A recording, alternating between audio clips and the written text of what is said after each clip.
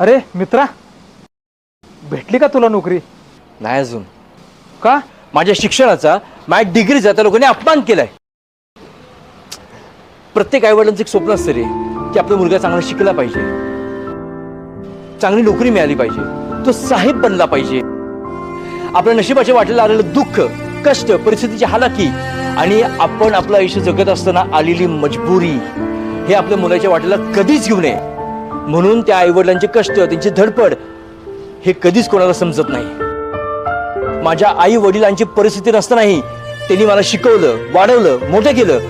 कोणत्याच गोष्टीची कमी पडू दिली नाही. का? कारण त्यांचा मुलगा एक दिवस त्याला साहेब झालेला बघायचा आहे.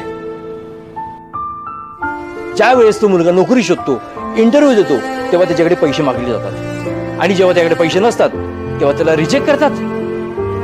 काही कारण नसतानाही त्याला नोकरीच मिळत नाही. का? कारण त्याच्याकडे